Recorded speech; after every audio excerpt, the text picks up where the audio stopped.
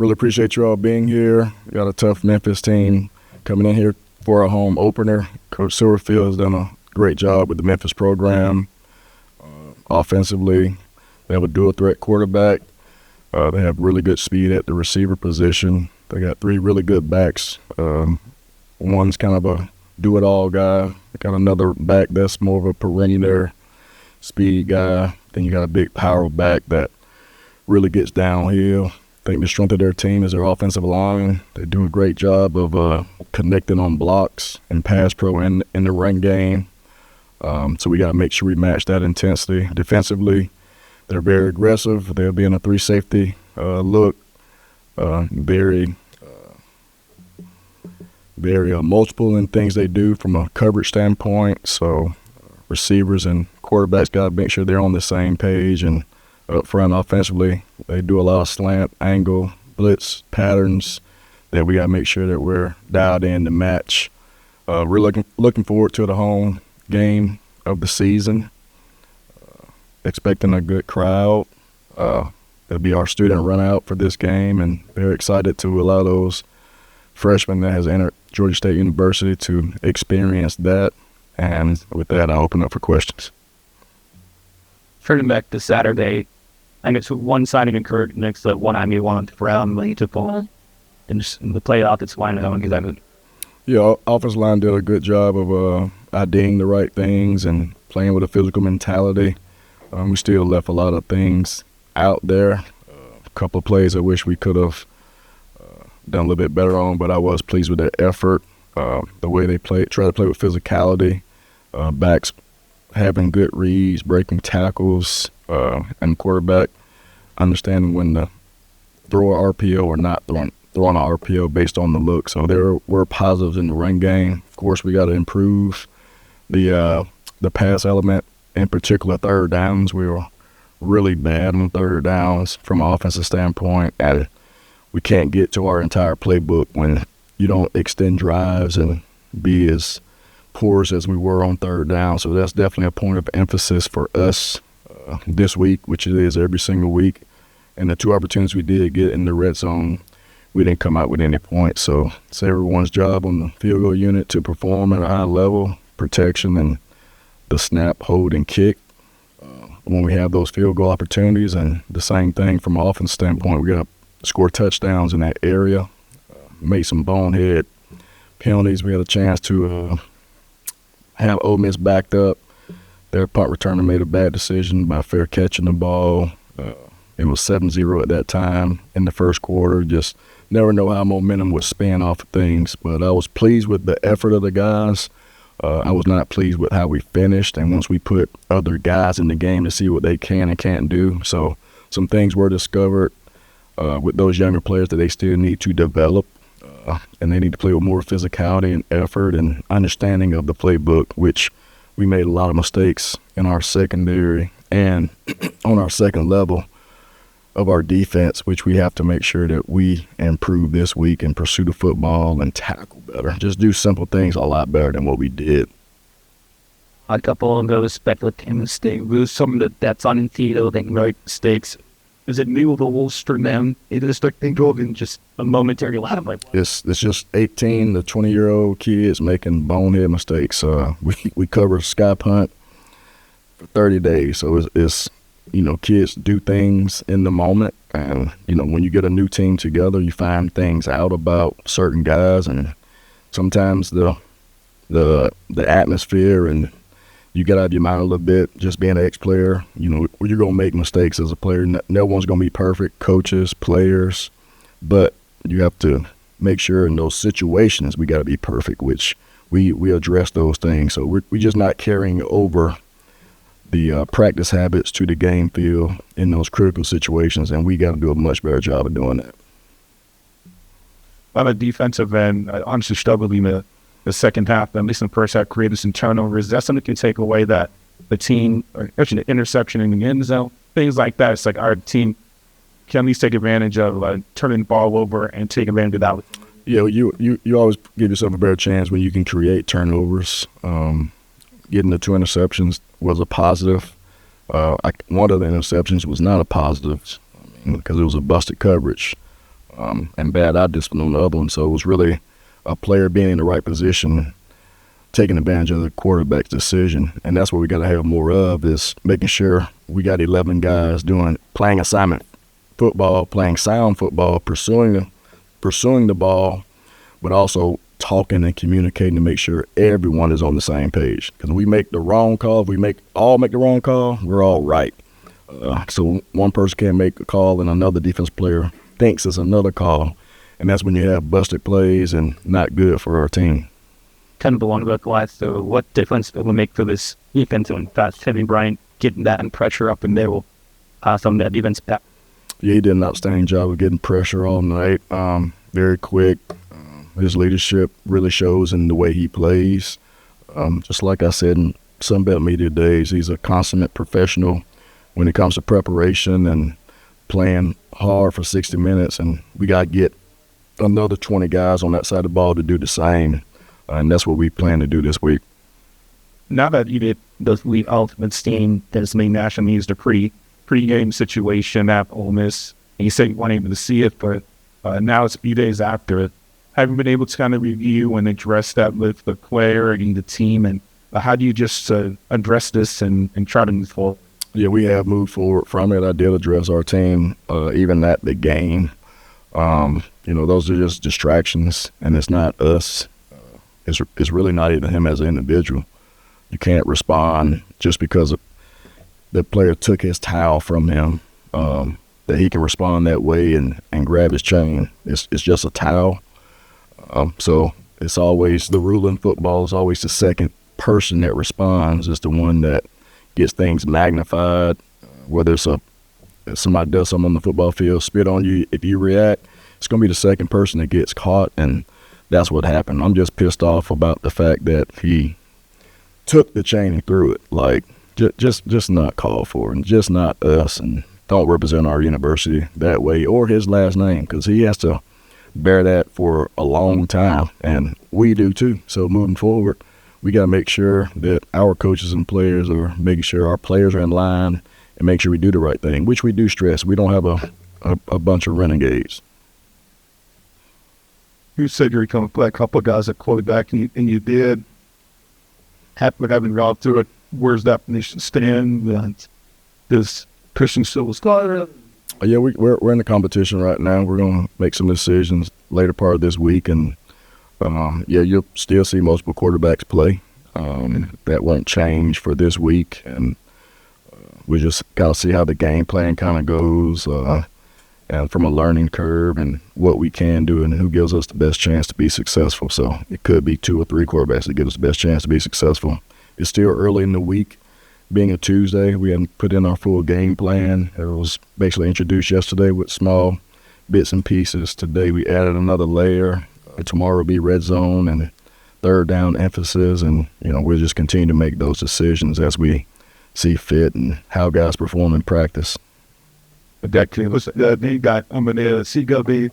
If you have a chance to play, absolutely. TJ Finley definitely has a chance to play. He's a very sharp kid. He's played a lot of football. Very experienced. The one thing that you do grasp and get from him is his leadership and command. He doesn't mind confronting guys. He has a very vast wealth of knowledge because he's been in so many different systems. And like I said, he was here in May and June, July, so he threw at our guys this summer. He knows the playbook, so it's not like it's brand new to him. Like we just brought in a free agent from NFL and we're teaching him the playbook. He understands that part of it. I just worry about his arm weariness because he hadn't thrown as much as he was throwing. So that's going to have to come into play with us being smart about how much we're throwing him right now. You mentioned mobile quarterback Memphis has. You obviously had some bad last week and had some trouble. I guess what's been some of the keys to turn that type of performance around? Yeah, it's all going to go out to eye discipline and play and doing your job. I mean, when the ends or contain guys have the quarterback, they got to have the quarterback. When you don't, you got to tackle the runner. And it's almost like playing option football and similar to Vanderbilt with some things that they do offensively. So they make you defend the entire field from their offensive perspective.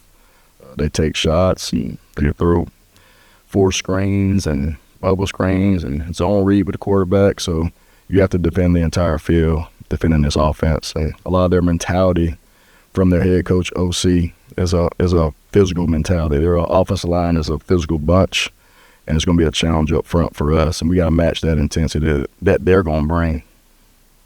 Well, game in, Coach, what's the like of you and staff? Yeah,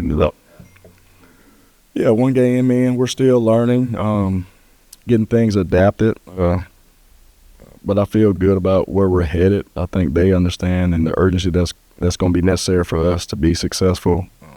It's not so much about what we know as coaches, it's about what our players know and what they can execute at a high level. I don't want our guys playing slow. I don't want our guys confused. I want to make sure, I don't care if it's 2 calls, hey, let's go execute those calls, play fast, and then we can add layers to it. So I think we have to dial some things down to a certain extent in all 3 phases, so our guys will play fast and play with physicality and just, cut it loose. Forgetting exactly where this was. Here it's you did a meeting, or like I guess the heads of the culture stake in at some point. What did you take away from that meeting as far as trying to put together what is going to get the Lions to be more of a factor in the happening? Yeah, I think the Blue Crew is going to be back. I think it's going to be in bigger effect. And my thing with them was just hearing what they had to say, things that they were, kind of disgruntled about, and how we can kind of help from a sports administration side and just kind of bridging that gap. Our players are going to be more interactive with the student body. We got some things this week where they're going to visit the dorms and kind of let them know who they are as people, and it's all about that camaraderie. And when you had COVID hit and so many classes went to Zoom and not in person, I think you lose that human connection. So we got to kind of have some initiative and go to the cafeterias on campus and try to connect with our student body to encourage this experience, because if you went to college like most of us have in here, and if you weren't part of the athletic process and being a fan at a game, whether it's football, basketball, any other sport, that's an experience that you can take with you forever. The things you do before a game, during a game, and even after the game. And that's what college is about, is experience, and then having those moments where you can relive and build new relationships and network with everyone. Start with, I guess, your thoughts on your group and ability to get 191 yards on the ground against Ole Miss on Saturday. I think we played decent. We still got to work more up front. Them being bigger opponents, we just had to dial in on their movement. They moved around a lot up front. Could have rushed more efficiently, but I think we did decent up front. And a lot more work to do though on this upcoming week. With you being the center and also having been here a couple years, have you taken on something of a leadership role with your group? Yes, I would say so. Making all the mic points, make sure everybody's on the same page. Feel like some of those guys follow behind me. If I'm ever having a bad day, they're going to follow on that bad trend as well. So I got to always stay positive with them, motivate them. How is the offensive line included from a year ago and Dell? I would say we've gotten a lot bigger up front. Just being in the system another year, we're understanding it a little bit more. Got a new coach in, Coach Ross. I think he's a really good coach. He's getting us all on the same page. We're playing harder, just trying to be more efficient in the run and the pass game. And you always been a center? It was like, yeah. Still did out. Yeah, I've been center my whole life. I was short and fat when I was young. So I played center my whole life. I never ran the ball, so I've always been a center. That brings up the life upside down. Yeah. What's the biggest difference right here? Just from game 1 to game 2, what will you take away from the Ole Miss game, and now that you've actually played a game together, a real game, and now carrying it over into this Memphis contest? Both are really good opponents. Ole Miss, we got to learn from our mistakes there and not make the same mistakes in the Memphis game. Both are 2 good opponents. We got Memphis here at home, so we're going to respect them and really just try to improve. Yeah, and just as a unit overall, though, just now that you've played a game, how beneficial is that that you've seen a defense and you can also see what Memphis does on their defensive end. How beneficial is that just in your preparations? Preparations is week to week is going to be different. Ole Miss has a different front than Memphis does, so Memphis come here with 3 out front. So we got to treat it a little bit differently. But just gelling and getting better each week is really the main goal up front. What are your thoughts on playing a home game? Didn't come on, but Oh, it's going to be great. Playing a home game in front of the home crowd, come out with a win. That's always the goal. Hopefully it's packed out and we just have a good time. Yes, Ray. You as a center, when you've seen different quarterbacks get into the rotation, how difficult is that for you? And is it difficult for you? And how do you build that rapport with the different guys from their cadence to as far as the clap or just the pre-snap reads? How do you handle just having multiple quarterbacks and having them rotate in there? I wouldn't necessarily say it's difficult. It's just understanding everybody's different language. Some people like to check things differently. Some might be louder than others, so just operating on that standpoint. But I wouldn't say it's hard to do. We all got the same goal, the same mission, so nothing really different with it. What are the differences between the quarterbacks, just the ones that we've seen so far, as far as their cadence or just their approach that you can tell us? I think they're all great leaders. I think we have a lot of good quarterbacks in our room.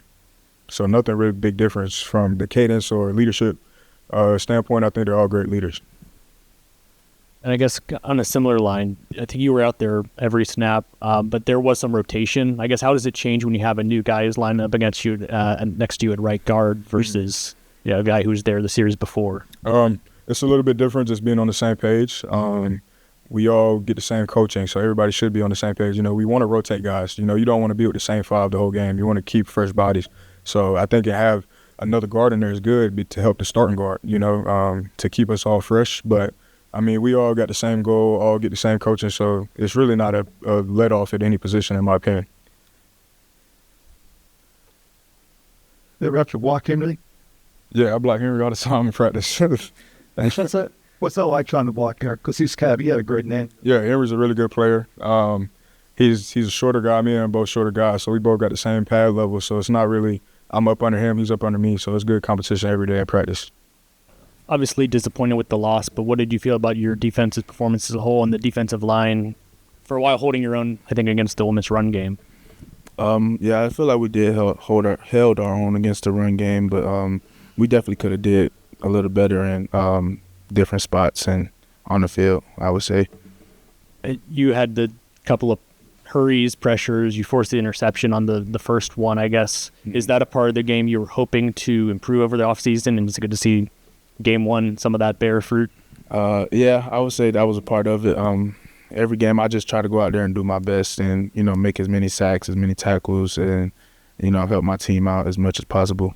So we saw the defense create multiple turnovers in that game contest. Is that something that hopefully can carry over through the rest of the season, that you're going to be able to take advantage of the mistakes on the offenses that you face and get the interceptions or fumbles, things like that? Yeah, I feel like that would definitely help us to our advantage, getting those turnovers and, getting interceptions and playing like that, getting those type of plays done.